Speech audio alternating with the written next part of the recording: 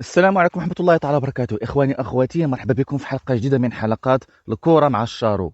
الحلقة ديال اليوم غادي نهضروا فيها على الظهور الأول لسيد الملاعب الإفريقية، ملعب الأمير مولاي عبد الله بالعاصمة المغربية الرباط. إذا جات اللحظة اللي تسنيناها كلنا جميع، هي لحظة الظهور الأول لسيد الملاعب الإفريقية، ملعب الأمير مولاي عبد الله. غادي نهضروا أولا على الإيجابيات، ومن بعد غادي نتحدثوا على الملاحظات. خلينا نسميوها ملاحظات، ما نسميوها السلبيات، باش نبقاو ديما إيجابيين. فقط كملاحظة، فهاد النقط اللي غادي نتحدثوا عليها في هذا الفيديو فهي بناء على تجربة بعض الإخوان اللي مشاو للملعب وحضروا المباراة المنتخب الوطني المغربي ضد منتخب النيجر، وبناء كذلك على داكشي اللي شفناه من خلال شاشة التلفاز. إذا نبداو بأول نقطة إيجابية في الظهور الأول لسيد الملاعب الإفريقية، فعملية الدخول للملعب تمت بسلاسة كبيرة من خلال عملية سكان ديال التذاكر الافتراضية ونقاط المرور اللي كان فيها يعني حتى التفتيش ديال مثلا اغراض المشجعين، وهذا تم بسلاسه كبيره. تقريبا كانوا 4 حتى 5 ديال التشيك بوينتس، والامور مرت بسلاسه. العمليه تكلفوا بها الاستاديين اللي كانوا كذلك داخل الملعب. مازال غادي يجي الوقت اللي غادي نتحدثوا فيه على الاستاديين. المهم، عمليه الدخول للملعب تمت بسلاسه، ما كانش داك الزحام، ما كانش داك الصف طويل، والحمد لله التجربه ديال دخول المشجعين للملعب كانت تجربه موفقه للغايه. ثاني حاجه ايجابيه في الملعب، تواجد الاستاديي داخل الملعب، بحيث انه عناصر الامن الوطني ما كانش داخل الملعب، كانوا هي الاستاديي لابسين الجيليات ديالهم. اما بالنسبه لعناصر الامن الوطني فهي كانت متواجده بالمحيط الخارجي للملعب. الحديث على الاستاديي داخل الملعب يحيلنا للحديث على المدرجات وبالضبط المقاعد. الحاجه اللي كانت مزيانه هو انه اغلب الناس احترموا المقاعد ديالهم، وصراحه مزيان تولي عندنا هذه العقليه ديال انه كل واحد يجلس في المقعد ديالو. يعني انت عندك رقم ديالك، من حقك انك تجلس في المقعد ديالك. وكنتمنى انه حنا كلنا كمشجعين ديال كره القدم المغربيه انه تولي عندنا الثقافه ديال انه كل واحد يجلس بلاصتو. نقطه ايجابيه اخرى في ملعب مولاي عبد الله في حلته الجديده، نقطه اللي لاحظوها الناس بزاف اللي حضروا الملعب وتانا يعني من خلف الشاشه ولو نسبيا. اكيد انكم غادي تقولوا لي واش شارو والنقل ما كانش مزيان والرياضيه والاستوديو التحليلي كان ما هذا وهذا. اكيد هذه الملاحظات على النقل التلفزيوني كنوعدكم الفيديو القادم غادي نخصوه لكل ما يتعلق بالنقل التلفزيوني وتعامل القناه الرياضيه مع المباراة الافتتاحية لملعب الأمير مولاي عبد الله، مباراة المغرب والنيجر، إن شاء الله في الفيديو القادم بحول الله. نرجعوا للنقطة الإيجابية باش نبقاو في صلب الموضوع ما نخرجوش على السياق. النقطة الإيجابية هي سونوريزاسيون، النظام الصوتي في الملعب. النظام الصوتي في الملعب صراحة كان مبهر، نظام 3D، صوت محيطي رهيب. يعني الناس استمتعت بكل المقاطع الموسيقية والأمبيونس اللي كانت في الملعب. نظام صوتي محيطي رهيب، زادت الأضواء التفاعلية داخل الملعب روعة على روعة. وهذا الشيء اللي كيخلينا أنه نتكلموا كذلك على الإضاءة داخل الملعب. صراحة الملعب يعني الإنارة فيه مجهدة وواعرة، وقدرنا أنه نتابع المباراة بكامل تفاصيلها. يعني تجربة الصوت وتجربة الإضاءة داخل الملعب سواء من خلال الأضواء الكاشفة أو الأضواء التفاعلية، فكانت تجربة واعرة بزاف واستمتع بها الجمهور الحاضر داخل الملعب. حاجة أخرى عجبتني في ملعب الأمير مولاي عبد الله في الحلة ديالو الجديدة هي طريقة وضع أعلام الدول. العلم الوطني وعلم النيجر وعلم الفيفا علقوهم في ممشى العمال على طريقة الملاعب العالمية، وهكذا نكونوا تهنينا من ذاك الأسلوب الكلاسيكي ديال تعليق الأعلام من خلال البطوات، من خلال الأعمدة اللي كنا تنشاهدوها في ملاعبنا القديمة المغربية. نقطة أخرى مهمة وإيجابية عجبتني بزاف في ملعب مولاي عبد الله هي وضع صفوف لوحات ليد الإشهارية بالمحاذاة مع المستطيل الأخضر.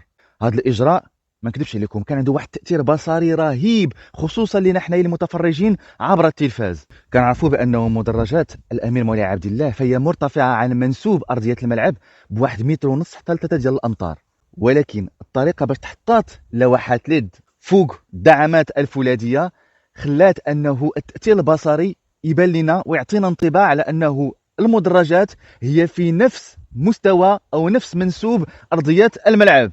يعني الملعب ولا تيبان بحال شي ملعب في الانجليز، بحال شي ملعب في البريمير ليغ. ايجابيات اخرى متفرقه وكنا هضرنا عليها مرارا وتكرارا في فيديوهاتنا السابقه. ايجابيات متعلقه بالمحيط الخارجي للملعب، فهو محيط فسيح يسمح بتوافد عدد كبير من الجماهير. المرافق الداخليه فهي على اعلى مستوى. بالنسبه للمرافق الداخليه فالاخوان اللي كانوا في الملعب يعني ذكروا لي انهم مشاو للمرافق الصحيه، يعني مشاو للمراحيض اعزكم الله، والمراحيض فهي بالحديد. يعني ما كاينش كيفاش دير انك تكسرها وتخربها، وهذا الشيء يعني حاجه مزيانه باش نقطعوا الطريق على كل المخربين والمشاغبين، ما يلقاو ما يهرسوا ما يلقاو ما يسرقوا. وحاجه مزيانه هكا غادي نضمنوا الاستدامه ديال المرافق الصحيه في ملعب الامير مولاي عبد الله.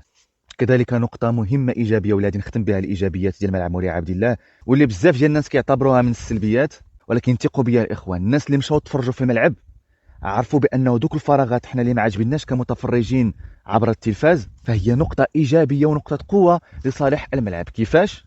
فالناس اللي دخلوا الملعب اكدوا لي بانه هادوك الفراغات ودوك الدروج الكبار حنا اللي ما عجبناش كمتفرجين عبر التلفاز كيسهلوا عمليه المرور والدخول والخروج بالنسبه للمتفرجين.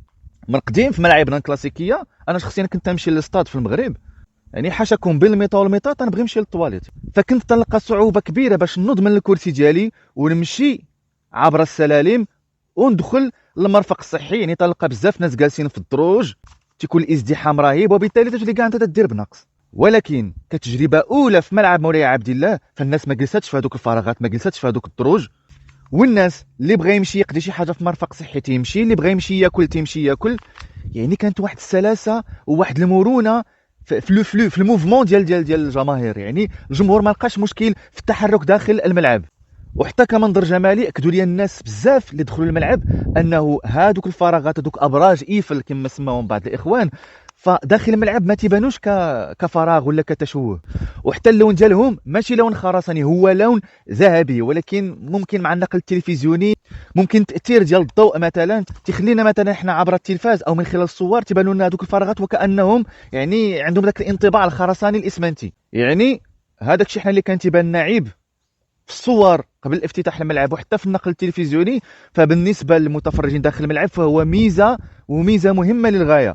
طبعا هادشي تيبقى اذواق، ولكن انا تنبغي نطمن الاخوان انه هاد الديتيلز هادو هاد التفاصيل الصغيره ممكن انه نعدلوا عليهم ونتجاوزوهم، سواء اعاده الصباغه ديال الممرات او ممكن انه نضيقوا شويه الدروج اذا كان ممكن تقنيا. غير بغيت ناكد على انه راه هادي هي نسخه تجريبيه ديال الملعب، هذه راه ماشي النسخه النهائيه 100% ديال الملعب. وغادي نرجعوا للحديث على هذه النقطه في ختام الفيديو ان شاء الله. انتهينا من اغلب الايجابيات، ندوزو دابا للملاحظات.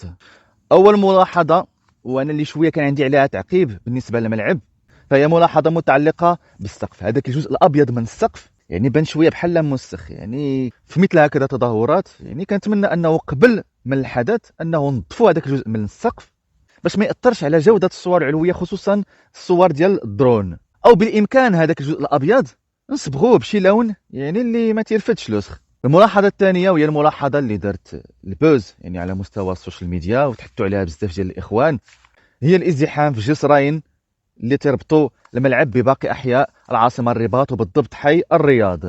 طبعا ما باش ندخلوا في ذاك البوليميك ديال شكون هو السبب في هذا الشيء، واش المواطن ما منظمش عز عليه الفوضى، واش الامن يعني تنظيميا كانوا هفوات، واش خصنا نزيدوا جسور اضافيه باش نفكوا الضغط، خصوصا انه تيجي واحد الموفمون ديال الجمهور في وقت واحد وكلشي باغي يدخل دقه واحده. انا كنتمنى شخصيا كاع العناصر اللي ذكرنا كل عنصر يقوم بالدور ديالو كما ينبغي. يعني المواطن خصو يحافظ على الهدوء ديالو ويكون شويه ديال الصبر ونتعلموا النوبه وكل واحد يحترم النوبه ديالو. المنظمين كذلك لازم انهم يضبطوا بعض الامور ويكون التنظيم محكم وما يخليوش هفوات فين يوقع المشكل.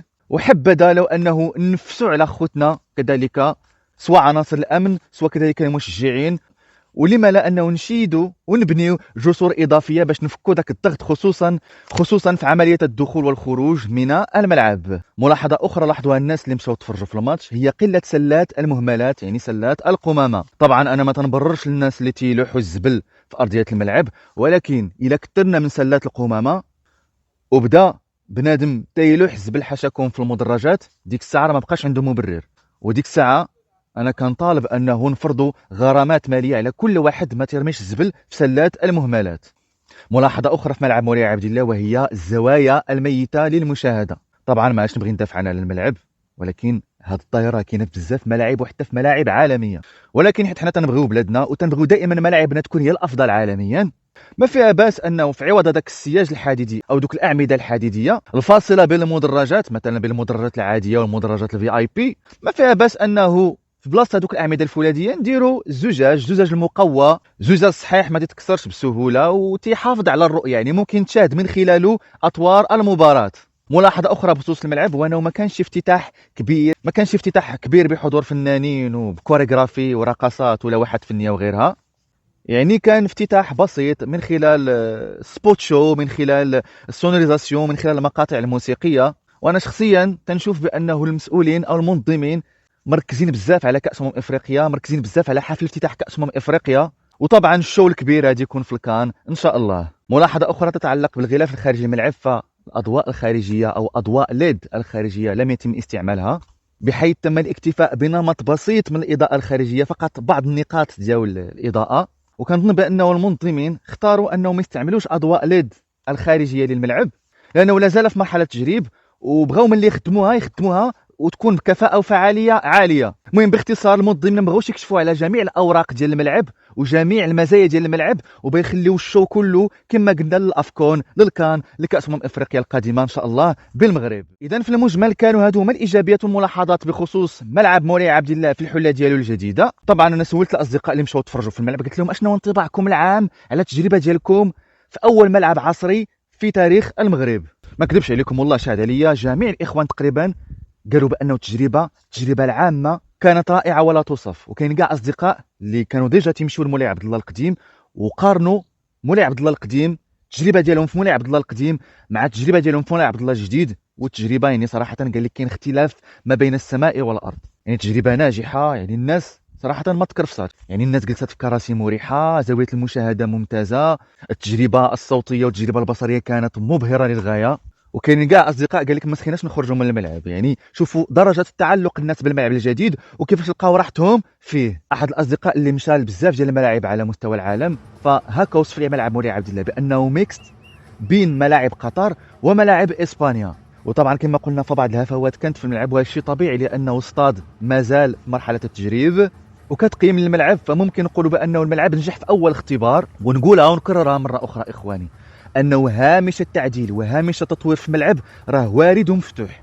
يعني راه الشيء اللي شفناه في مباراه المغرب النيجر غادي تزادوا عليه حويجات ان شاء الله في كاس افريقيا، وغادي تزادوا عليه حوايج اخرين ان شاء الله في كاس العالم 2030 من هنا 5 سنين ان شاء الله. يعني بخلاصه افتخروا بملعبكم يا اخوان، افتخروا بهذا الملعب لانه كما قلت هو ملعب مقاييس عالميه، هو ايقونه عالميه، وماشي بعيد انه مع التعديلات الجديده ومع الظهور ديال النسخه النهائيه ديالو ان شاء الله في المستقبل القريب راه ماشي بعيد انه يتصنف واحد من افضل الملاعب على مستوى العالم. يعني التصنيف الافريقي راه ما باقيش نذكروه يا اخوان، هذا راه سيد الملاعب الافريقيه. وديما تنقول انا اي واحد من اي جنسيه يقول لكم بانه الملعب ديال بلادو هو اللي واعر هو اللي زوين، قول لي عندك الصح ودوز، لانه لا ينبغي مقارنه ملعب مولاي عبد الله باي ملعب افريقي على وجه الاطلاق. ملعب مولاي عبد الله يقارن مع الملاعب العالميه خصوصا في القاره العجوز. لذلك افتخروا يا اخوان بملعبكم، وان شاء الله كما قلنا الملاحظات اللي كانوا سيتم تجاوزها ان شاء الله مستقبلا ملي غادي نشوفوا النسخه النهائيه ديال الملعب. اذا وصلنا لخاتمه الفيديو ديال هذا اليوم، كنتمنى دائما انكم تفاعلوا مع الفيديو، الا بانوا لكم شي ايجابيات اخرين ذكروهم ان شاء الله من خلال التعاليق، وإلا بانوا لكم ملاحظات كذلك ممكن تذكرهم كذلك من خلال التعاليق. داركم والقناه قناتكم، وحنا دائما اخوه، والمهم حنا عندنا هو نتبادلوا النقاش ونتبادلوا الافكار ونوصلوا الخلاصه ديال كيفاش نطوروا ملاعبنا وكيفاش نوضوا بالرياضه ديالنا المغربيه. وإلا عجبكم الفيديو ديروا لايك ان شاء الله وتبارطاجيوه مع اصحابكم وتابوناو في لاشين، هكا تشجعونا انه نزيدوا نقدموا محتوى مفيد، محتوى هادف اللي نوض شويه بالسوشيال ميديا المغربيه، وهكا كذلك تتخليونا انه نزيدوا نزعموا وان شاء الله نزيدوا نطلعوا لبرا ديال المحتوى ديالنا. على كل حال تبقاو على خير، تهلاو ديما في راسكم، شكرا لكم والسلام عليكم.